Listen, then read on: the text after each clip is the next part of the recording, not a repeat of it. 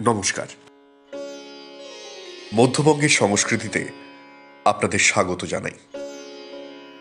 সংস্কৃতির সামগ্রিকতায় আছে স্থাপত্যগত ঐতিহ্য, মননশীল তথা সৃজনশীল শিল্প, গ্রন্থ, সঙ্গীত, নৃত্য, চিত্রকলা, গোষ্ঠীর সামাজিক রীতি আচরণ, ধর্মাচরণ, ভাষা ইত্যাদি।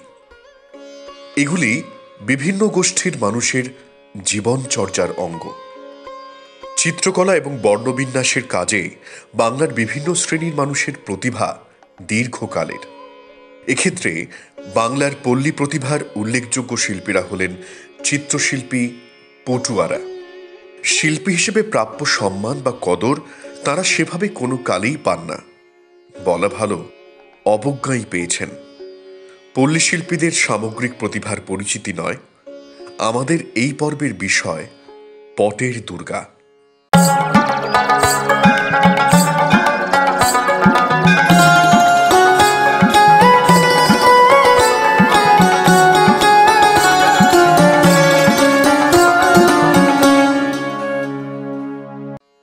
পটের দুর্গা বিষয়টির ব্যাপক বিস্তৃতি ছোট্ট পর্বে সম্ভব নয়। সব গ্রামেই পাওয়া যায় এমনও নয়। অতীতে সংখ্যাটা বেশি থাকলেও বর্তমানে নেই বললেই চলে। এক্ষেত্রে ব্যতিক্রম হল বীরভূম জেলা। এই জেলার খটঙ্গা, নওয়াডিহি, চোরমুড়ো, রাজনগর, নাকাশ, বরগাঁ, করিদ্ধা, লোকপুর, লম্বোদরপুর, গোবরা, ইন্দ্রগাছা, সাহাপুর, তাপাইপুর, সিঙ্গুর, মল্লিকপুর, কোমা, জলন্দি, গনপুর, কীর্ণাহার, খরুন, হেতমপুর, দারোন্দা, পাঁচড়া, রানীপাথর, তাঁতিনাপাড়া, মহোদরি, বাহিরি, সিউড়িতে পটের দুর্গাপুজো হয়। আমরা বিশেষভাবে উল্লেখ করব হাটসেরান্দি গ্রামের কথা। এখনো পটের দুর্গা বললে প্রথমেই নানুর ব্লকের হাটসেরান্দি গ্রামের কথা বলতে হয়। সমৃদ্ধ এই গ্রামে মোট দুর্গাপুজো হয় 18টি, তার মধ্যে 10টি পটের দুর্গা। অতীত সমৃদ্ধির লক্ষণ হিসেবে হাটসেরান্দি গ্রামে টেরাকোটা সমৃদ্ধ অনেক মন্দির ছিল। তথাকথিত উন্নয়নের ছোঁয়ায় মন্দিরগুলিকে সিমেন্ট প্লাস্টার করে রং বেরঙের করে দেওয়া হয়েছে। তাতে মন্দিরগুলি প্রাচীনত্ব হারিয়েছে। পাশেই আছে চারকল গ্রাম। এই গ্রামেও বেশ কয়েকটি পটের দুর্গা পূজিত হন। প্রশ্ন জাগে, আমরা তো সাধারণত মৃন্ময়ী মূর্তি দেখতে অভ্যস্ত, তাহলে এত পটের দুর্গার প্রচলন কেন হয়েছিল? এ নিয়ে নানা গবেষক নানা মত প্রকাশ করেছেন।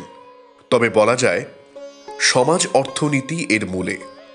বাঙালির শ্রেষ্ঠ উৎসব শারদীয় দুর্গাপুজো। অতীতে মূলত জমিদার, পত্তনিদারদের মতো ধনবানরাই এই পুজোর আয়োজন করতে পারতেন। সাধারণ মানুষের কাছে ভাদ্র আশ্বিন মাস ছিল খুবই দুঃসময়। ফসল উঠলে তারা বসন্তকালী দুর্গাপুজোয় সামিল হতেন। পরবর্তীকালে জাতীয়তাবাদী আন্দোলনের সময় বহু মানুষকে একত্রিত করার লক্ষ্যে বারোয়ারি পুজোর আয়োজন শুরু হয় শরৎকালে। তারপর জমিদারি প্রথা উচ্ছেদ হওয়া, যৌথ পরিবার ভেঙে যাওয়া ইত্যাদি কারণে পারিবারিক পুজোয় আড়ম্বরতা কমতে শুরু করে। মনে রাখতে হবে, সমস্ত পটের দুর্গাপুজোই পারিবারিক পুজো। জমিদার বা ধনাঢ্য পরিবারের বাইরেও অনেক পরিবারের শখ ছিল দুর্গাপুজোর। তাদের ক্ষেত্রে সাধ্যের মধ্যে সাধ পূরণের জন্য অপেক্ষাকৃত কম খরচে ঘটে পটে পুজো শুরু করেন তারা। পুজো শুরু নিয়ে অনেক পরিবার অবশ্য বংশ পরম্পরাগতভাবে চলে আসা কিছু অলৌকিক কাহিনীর কথা বলেন। প্রথমে জেনে নেব কিভাবে তৈরি হয় পটের দুর্গা। পটের দুর্গা তৈরির শিল্পধারাটি বহু প্রাচীন। পটুয়াদের হাতিয়ার হিসেবে লাগে মাটির খুরি বা ছোট পাত্র, কিছু তুলি। উপকরণের মধ্যে প্রথমে লাগে পট আঁকার কাপড়। সেটিকে টান টান করে আটকানোর জন্য বাঁশের বাতার তৈরি ফ্রেম, কাদাগোলা, তেঁতুল বিচি সেদ্ধ করা আটা আর বাজার থেকে কেনা বিভিন্ন রং। একসময় উদ্ভিজ্জ রং ব্যবহৃত হতো। সেক্ষেত্রে কুল গাছের লাক্ষা থেকে লাল রং, ধোবারা যে নীল ব্যবহার করেন তা দিয়ে নীল, গিরিমাটি থেকে হলুদ অথবা কমলা, ভূষকালি থেকে কালো এবং নানা রঙের মিশ্রণ থেকে আরেক রং তৈরি করা হতো। কিন্তু বহুদিন আগে তা বন্ধ হয়েছে। আকার অনুসারে প্রথমে বাঁশের ফ্রেম তৈরি করতে হয়। ফ্রেমটি মোটামুটি দৈর্ঘ্যে প্রস্থে হয় 5 থেকে 6 ফুট। মোটা কাপড় কাদা গোলায় ডুবিয়ে দিয়ে সেটিকে ফ্রেমের ওপর টান টান করে আটকে দেওয়া হয় এবং প্রান্তগুলিকে ফ্রেমের পিছনের দিকে মুড়ে দেওয়া হয়। কাদাগোলা জলটি কিন্তু খুব সাবধানে তৈরি করতে হয়। কোনো রকম কাঁকড় বা শক্ত মাটি যাতে না থাকে সেজন্য ভেজানো এঁটেল মাটিকে গামছা দিয়ে ছেঁকে নিতে হয়। কাপড়ের উপর মাটির প্রলেপ শুকিয়ে গেলে পটের জমি তৈরির জন্য খড়ি গোলার প্রলেপ দেওয়া হয়। তারপর তুলির সাহায্যে পশ্চাৎপট আঁকা হয়। বেশিরভাগ পটেই পশ্চাৎপটটিকে নীল রঙের করা হয়। বিভিন্ন রং দিয়ে দুর্গা, গণেশ, কার্তিক, লক্ষ্মী, সরস্বতী, তাদের বাহন, চালচিত্রের উপর দিকে শিব ইত্যাদি এঁকে পটুয়ারা ফুটিয়ে তোলেন দুর্গার পট। আঁকা শেষ হলে প্রান্তগুলিতে জরি বসানো কাগজ বসিয়ে অলঙ্কৃত করা হয়। তৈরির পদ্ধতি এক হলেও বিভিন্ন পরিবারে দীর্ঘদিন ধরে চলে আসা চিত্রের ধরনটি বজায় রাখেন সূত্রধর শিল্পীরা। এই গ্রামের সূত্রধর শিল্পীরা পুরুষানুক্রমে এঁকে চলেছেন তাদের পট। অতীতে বিখ্যাত শিল্পীরা ছিলেন কালীপদ এবং গুরুপদ সূত্রধর। গুরুপদ সূত্রধরের পুত্র মানিকচন্দ্র সূত্রধর এখনও পটের দুর্গার উল্লেখযোগ্য শিল্পী। চলুন এবারে দেখে নিই হাটসেরান্দি গ্রামের কয়েকটি পটদুর্গা। হাটসেরান্দি গ্রামের দুর্গাপুজোর এক অসাধারণ বৈশিষ্ট্য আছে। প্রতিটি পুজো বাড়িতেই কাঠের পালকি আছে। আকারে সাধারণ পালকির থেকে একটু ছোট। সমস্ত বাড়ির পুজোর ঘট বাড়ি তোলা হয় একসঙ্গে। ঘটগুলি পালকিতে বসিয়ে অপূর্ব সমাবেশের মধ্য দিয়ে নিয়ে যাওয়া হয়। হাটসেরান্দি গ্রামে দীর্ঘ সময় নিয়ে সব পুজো বাড়ি ঘুরে দেখানো এবং তত্ত্ব তালাশের সুযোগ করে দিয়েছিলেন সন্দীপ মণ্ডল। সবচেয়ে উল্লেখযোগ্য পুজোটি হয় চট্টোপাধ্যায় পরিবারে। 200 বছরের বেশি সময় ধরে চলে আসছে তাঁদের পুজো। পরিবারের বর্তমান প্রজন্মের একজন শরিক হলেন শিল্পপতি পূর্ণেন্দু চট্টোপাধ্যায়। দুর্গা মন্দিরের পাশেই পুরনো ঠাকুর দালান। একটু এগিয়ে পুকুরের পাশে বিশাল বসত বাড়ি। বর্তমানে পুজো পরিচালনা করেন বিশ্বভারতী পাঠভবনের শিক্ষক শ্যামাপ্রসাদ চট্টোপাধ্যায়। হাটসেরান্দি গ্রামের সব পটের দুর্গার পরিচয় দেওয়া এই সীমায়িত পরিসরে সম্ভব নয়, তাই কেবল চট্টোপাধ্যায় পরিবারের দুর্গার পরিচয় দিই। এখানকার দুর্গা দৈর্ঘ্যে প্রস্থে প্রায় 6 ফুট। পশ্চাৎপট ঘোর নীল, কার্তিকের মুখ হলদে, জামা গোলাপি, ধুতি সাদা, সরস্বতীর গায়ের রং সাদা, শাড়ি আকাশী নীল, লক্ষ্মীর গায়ের রং কাঁচা হলুদ, শাড়ি গোলাপি, গণেশের মুখ এবং ধুতি সাদা, গায়ের রং কমলা রঙের, ডোরাকাটা সিংহের রং কমলা রঙের, মহিষাসুর সবুজ রঙের, ধুতি হলুদ, দুর্গার গায়ের রং কমলা, শাড়ি বাদামি রঙের, গাঢ় নীল রঙের ওপর দেবীর 10 প্রহরণ সাদা রঙে আঁকা। প্রত্যেক দেবদেবীর মুকুট অলঙ্কৃত।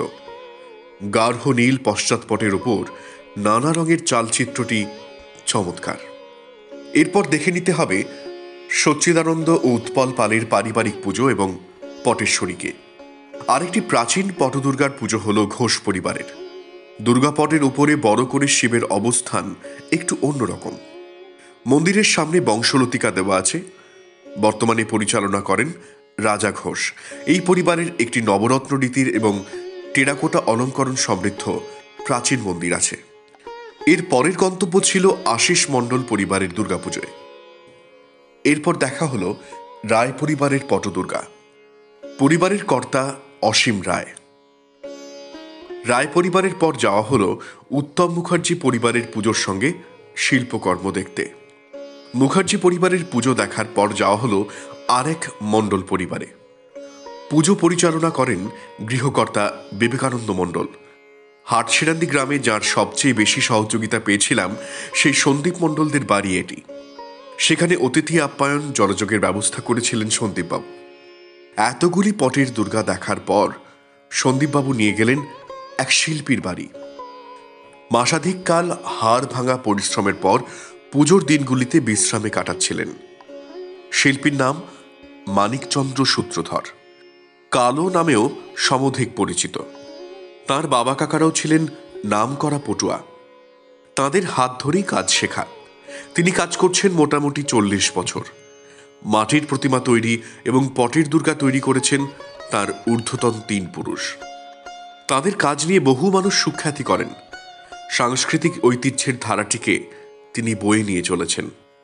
কিন্তু শিল্পীদের আর্থিক সমৃদ্ধি যে হয়নি তা স্পষ্ট হয় তাদের জীবনচর্যা, বাড়িঘর এবং বহিরঙ্গের চেহারা দেখলেই। বেশ কয়েকটি পটের দুর্গা দেখার পর সন্দীপবাবুর পরামর্শে দেখে নেওয়া হলো কয়েকটি মাটির প্রতিমা। এদের মধ্যে উল্লেখযোগ্য হল মণ্ডল পরিবারের পুজো। গৃহকর্তার নাম অনুব্রত মণ্ডল। বেশ জাঁকজমকপূর্ণ পুজো। বাড়িতে অতিথি আপ্যায়নের বিশাল আয়োজন। পরের গন্তব্য ছিল জাজবাড়ি বলে পরিচিত বর্মন পরিবার। আড়ম্বরপূর্ণ প্রাচীন পুজো, বিরাট আয়োজন। আরও কয়েকটি পুজোর আয়োজন দেখেছিলাম, সময়াভাবে সবগুলির বিবরণ দেওয়া গেল না। হাটশিরান্দির পটের দুর্গা দেখে পরবর্তী গন্তব্য ছিল পাশের গ্রাম চারকোল। এই গ্রামেও বেশ কয়েকটি বনেদি বাড়ির পটের দুর্গা যেমন আছে, তেমনি সাধারণ পরিবারেও পটের দুর্গাপুজোর যথাসাধ্য আয়োজন চোখে পড়ল। এখানকার চট্টোপাধ্যায়ের পরিবার বেশ বনেদি ও সমৃদ্ধ। পুরনো দুর্গা দালানের পাশেই আছে টেরাকোটা অলঙ্কৃত প্রাচীন জোড়া মন্দির। এদের মধ্যে একটি ৮ চালা রীতির এবং অন্যটি ৪ চালা রীতির। জগদ্ধাত্রী, গণেশ জননী, গজলক্ষ্মী টেরাকোটাগুলো চমৎকার। ঠান্ডার পাড়ার একটি পটের দুর্গা নজর কাড়ে। খড়ের ছাউনি দেওয়া ৪ চালা মাটির ঘরে আলো করে আছেন পটের দুর্গা। আড়ম্বরতা খুব বেশি নেই, কিন্তু পুজোর আয়োজনে তারা খুবই আন্তরিক। হাটশিরান্দি ও সংলগ্ন চারকোল গ্রামের দুর্গাপুজো পরিক্রমা শেষ করি রায়পাড়ার একটি পটের দুর্গা দেখে। বড় বাজেটের থিম পুজো দেখতে বেশিরভাগ মানুষই ভিড় জমান কলকাতা এবং শহরতলির বড় বড় প্যান্ডেলে। হলক করে বলতে পারি, হাটশিরান্দি এবং পার্শ্ববর্তী গ্রামগুলির পটের দুর্গা দেখা অন্যরকম অভিজ্ঞতা এনে দেবে। সঙ্গে থাকার জন্য ধন্যবাদ। ভালো থাকুন সকলে। মধ্যবঙ্গের তথা রাঢ়বঙ্গের আঞ্চলিক ইতিহাস, লোকসংস্কৃতি, ধর্মীয় স্থাপত্য, টেরাকোটা ইত্যাদি বিষয়ে ভিডিও নিয়মিত প্রকাশ করব আমরা। সংশ্লিষ্ট বিষয়ে নতুন নতুন ভিডিও পেতে মধ্যবঙ্গের সংস্কৃতি চ্যানেল সাবস্ক্রাইব করতে, অন্যদের সঙ্গে শেয়ার করতে এবং নিয়মিত আপডেট পেতে বেল নোটিফিকেশন বাটন ক্লিক করতে অনুরোধ করি। ভালো থাকবেন।